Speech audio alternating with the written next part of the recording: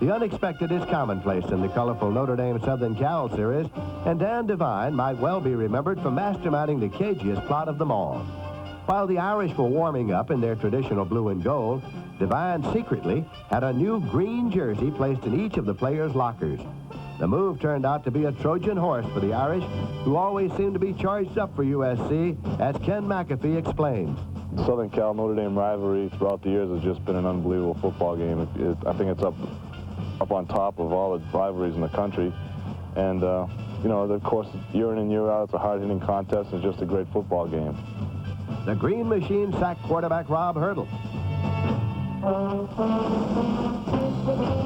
Deflected his passes. And caused turnovers as the Trojans saw the green jerseys from close range all day.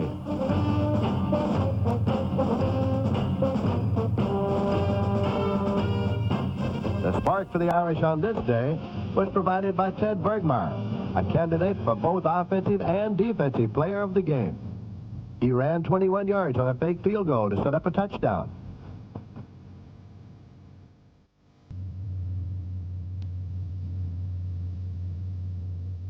Intercepted a sure Rob Hurdle to Randy Sermon touchdown pass. And Cooley turned a bad snap on an extra point try into 2 points by scrambling and then passing to flanker Tom Doman, who made the most talked about catch of the day.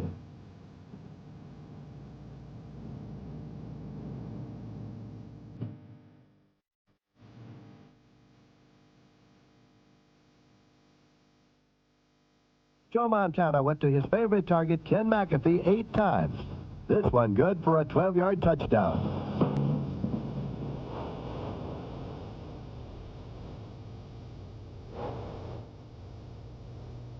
The defense helped with the point production when Bob Golick blocked Marty King's punt.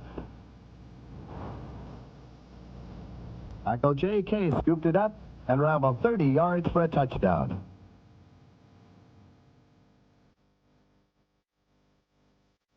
The Irish savored their first win over the Trojans since 1973, the same year they won the national championship. 1973, they would have done well to recall the close encounter of the worst kind they had with Navy in 1976. Devine reminded his players of that and then pulled one more trick from his green sleeve. Instead of starting conservatively, Devine directed Montana to come out passing, and on the first offensive play, the 1978 Heisman Trophy candidate completed a 48-yard bomb to Chris Haynes. Navy kept the Irish out of the end zone, but 2 series later, Jerome Evans followed the blocking of center Dave Huffman and tackled Tim Foley for a 49-yard touchdown run. Quarterback Bob Lashinsky must have been thinking about what a difference a year makes as the defense held him to 55 yards, 239 fewer than last season. Reserve halfback Jim Stone, who looks anything but like a freshman on this play, gains 58 yards for his first Notre Dame touchdown.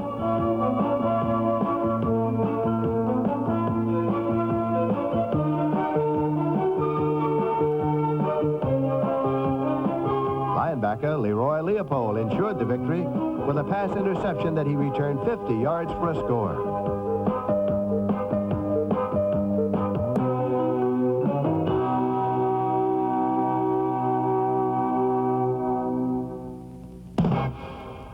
The Green Machine was rolling along now and appeared ready to avenge last season's upset loss to Pepper Rogers' Georgia Tech Yellow Jackets. Joe Montana was set to lead the Irish to their most productive day yet. He threw to Captain Steve Orsini, who took the ball to the Tech 1. Montana scored from there.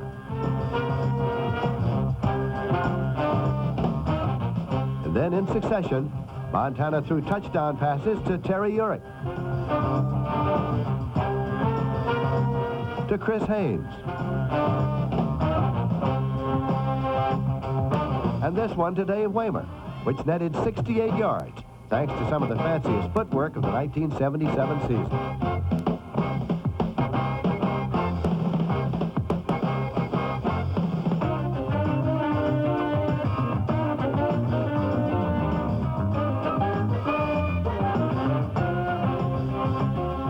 the defense was having a pretty sensational day of its own.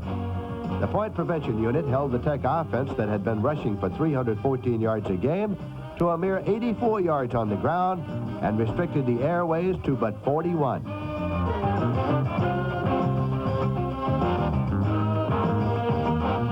Even the offensive reserves wouldn't be denied on this day. Just when it looked as though the Yellow Jackets had stopped running back Vegas Ferguson, he bounced off tacklers on his way to a 44-yard touchdown.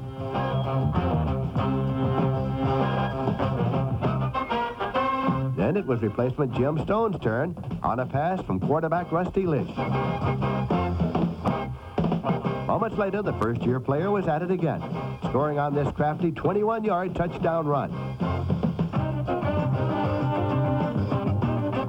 Finally, Tim Cagle, with help from split-end Speedy Hart, became the first freshman quarterback since 1951 to throw a touchdown pass.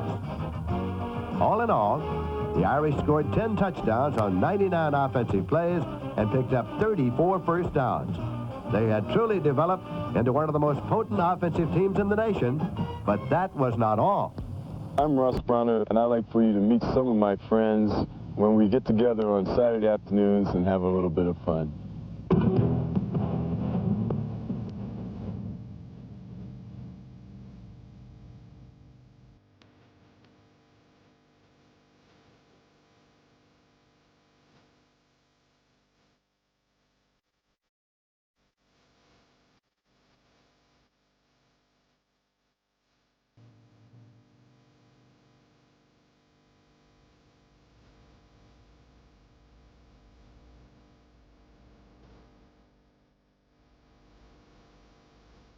This year has been pretty exciting for me because, you know, it's been a great challenge coming off of a great year last year and then coming out again this year. A lot of teams are starting to double team and triple team me, and so fighting 2 or 3 blockers every time I start a pass rush and then defeating them and then getting to the quarterback really helps out our defensive effort, and then plus it's not really disturbing to me because it gives our other guys a chance to get in there and sack the quarterback. But I really am very happy on the way our season is going. I really feel like we're more together and blending together as a team.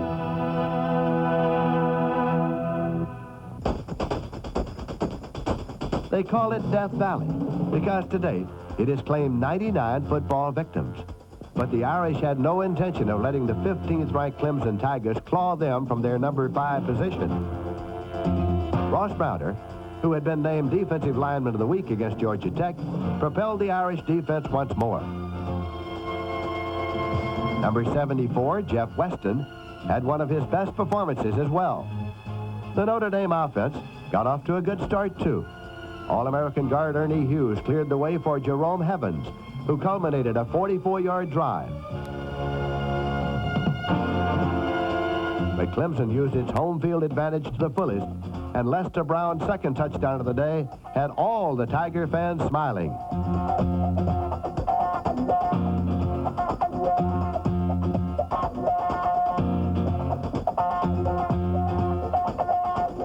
Down by 10 points late in the third quarter, Vegas Ferguson got Notre Dame into excellent position with a 30-yard rush. However, an offsides penalty nullified that game. 2 more penalties left the Irish with a 2nd and 31 situation. Montana's 27-yard pass complete to Ken McAfee helped. Another 16-yard toss to McAfee to close the third quarter put Montana in position to score from 2 yards out. With the penalties, the drive actually covered 119 yards. But the Irish had to get the ball back, and Leroy Leopold and Bob Golick obliged as they forced a fumble. Mike Calhoun recovered at midfield. Montana had been saving a screen pass for just such an occasion, and Vegas Ferguson carried it 36 yards downfield.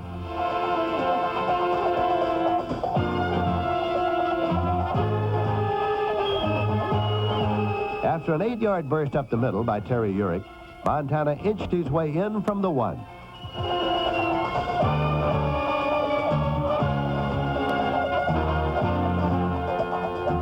The Irish had met the Death Valley Challenge Bowl Association were upon Notre Dame in the regular season home finale. Veteran Ben Martin was coaching his last game for the Air Force Academy, but this was no time for the Irish to give him a going-away present if they planned to go away on January 2nd. Vegas Ferguson didn't waste time as he used the blocks of guard Ted Haransky and in Chris Haynes to score on Notre Dame's first offensive play.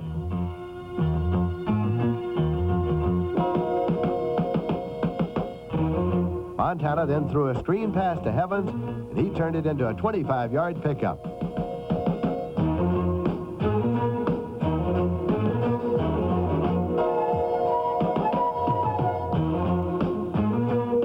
Ferguson completed the drive, scoring his second of 3 touchdowns.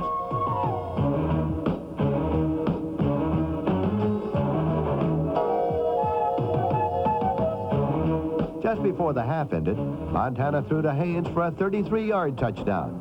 Playing only in the first half, Montana completed 11 of 15 passes for 172 yards. Senior flanker Steve Schmidt scored the first touchdown of his career to wrap up a 49-0 Notre Dame victory. The sunny clime of Florida lay ahead. A 25-inch snowfall in South Bend during the week didn't exactly prepare the Irish for the playing conditions they would face in Miami in their regular season finale.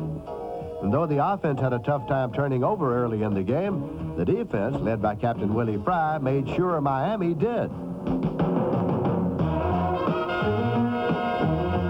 2 plays later, Vegas Ferguson converted the Hurricane mistake into an 11-yard touchdown.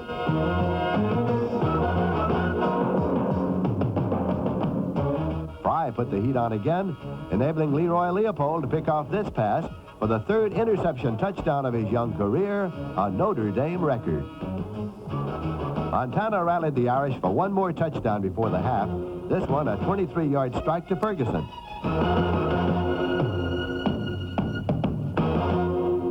Montana connected with Ken McAfee in the end zone for the 2nd time, a catch that required tremendous concentration from the nation's premier tight end. Now the Irish could concentrate on the Cotton Bowl.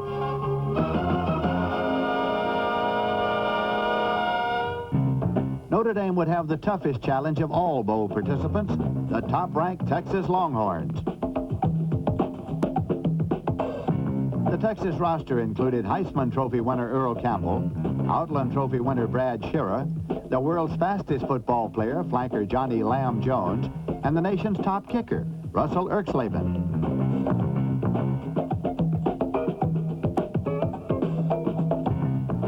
The Irish hope to end a 12-game Longhorn winning streak and move up to the #1 spot in the polls. As they had done so effectively all season, the Notre Dame specialty team players set the stage for this crucial upset. The Longhorns tried a trick play on the opening kickoff, but Randy Harrison wouldn't be fooled.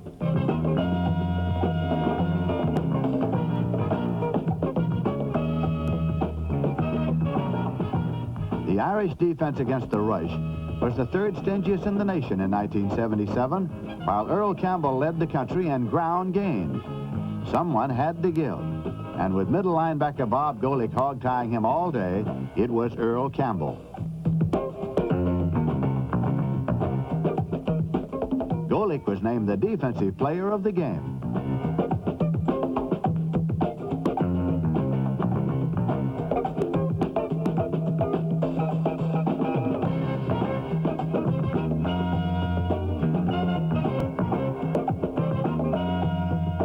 Johnny Ham Jones's pass reception was spoiled when tackle Mike Calhoun knocked the ball from his hands.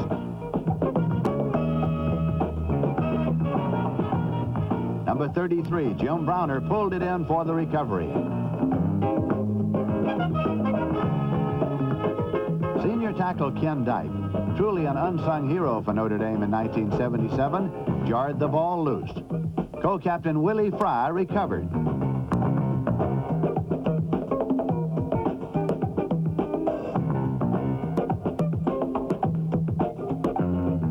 Linebacker Doug Becker stepped in the way of a Randy McEachern pass and returned it 17 yards.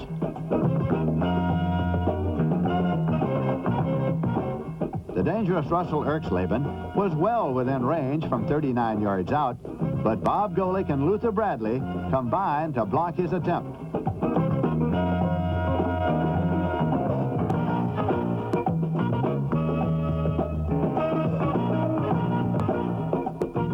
The Irish offense took the cue from the incredible performance of their teammates.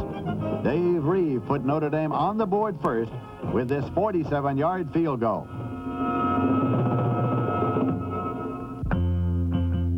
The Irish offensive line, a prime factor in the team's amazing comeback this season, turned in its best effort of the year.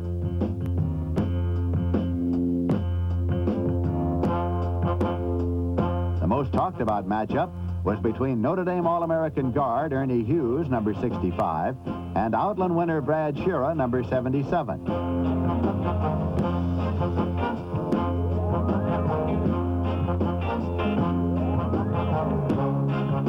Hughes won the contest hands down.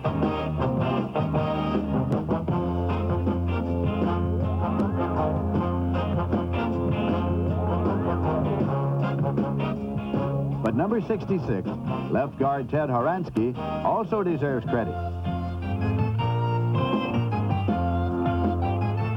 As does number 56, All-America center candidate Dave Huffman. And number 73, left tackle Tim Foley.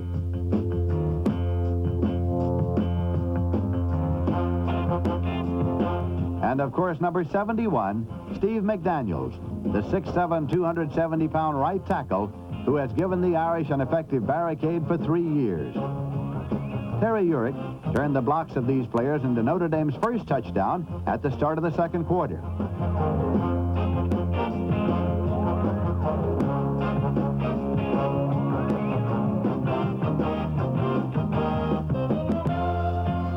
Three minutes later, Urick was headed toward the end zone again and scored on a 10-yard rush.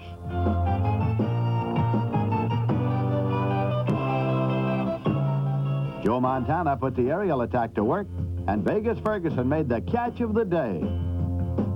The Irish were up 24-3. But the Longhorns were explosive enough to come back from any deficit.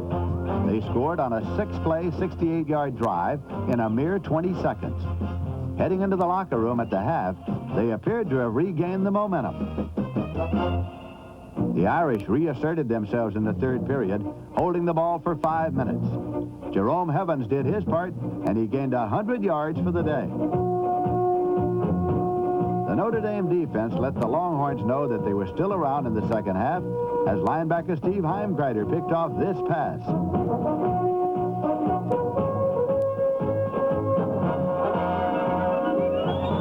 Terry Urick, playing the best game ever of his 4-year career, earned a critical first down with his second effort.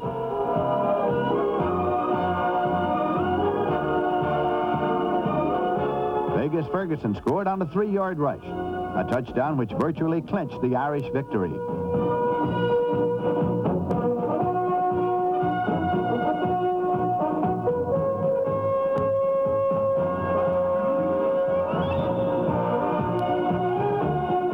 But Ferguson wasn't through. The speedy sophomore running back gained 102 yards rushing and was named the offensive player of the game. Here, he picked up 26 yards and closed the scoring. The 38-10 Notre Dame mastery opened a nationwide debate about who would be number one. But inside one of the Cotton Bowl dressing rooms, there was no doubt.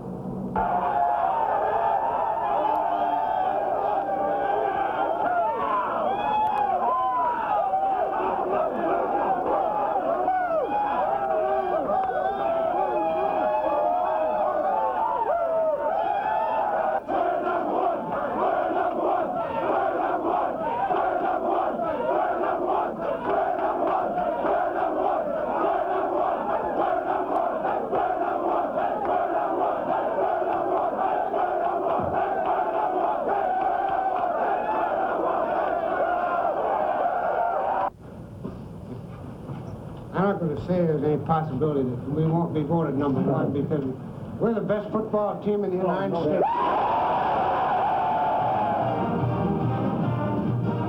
The voters in all 4 major polls agreed with Devine. UPI, AP, the Football Writers Association, and the National Football Foundation all chose the Irish national champions. The title highlighted a season which must be rated one of Notre Dame's greatest of all time. The Irish broke or tied 37 team and individual records. They scored more points than any Irish team in modern history.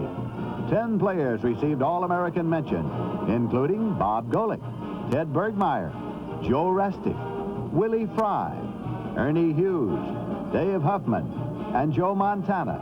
Notre Dame has had 132 All-Americans through the years. Some of the greatest ever played in 1977. Luther Bradley started every game in his 4 years at Notre Dame. He set the school record for career interceptions with 17 by picking off 2 against Miami. He was a consensus All-American this season and a finalist for the Downtown Athletic Club Defensive Back Award. Ross Browner smashed Notre Dame records and opposing quarterbacks with equal proficiency. He won the Maxwell Trophy as the College Player of the Year and was named the Defensive Lineman of the Year by UPI and the Downtown Athletic Club. He won the coveted Lombardi Award and finished 5th in the Heisman Trophy balloting.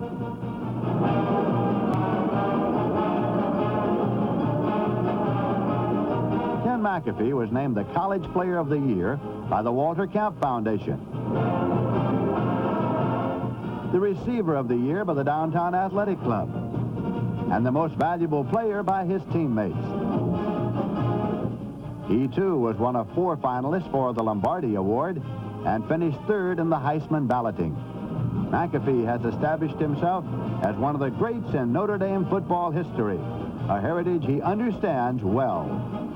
I don't think there's a better experience in the world than playing football at Notre Dame. I really don't. I think that the charisma involved here, the whole atmosphere around campus, you talk about the Golden Dome and everything, you get caught up in it. And I think this is a tremendous university. I never regret coming here for 1 minute, and I just think that I wish that everyone could enjoy it as much as I have.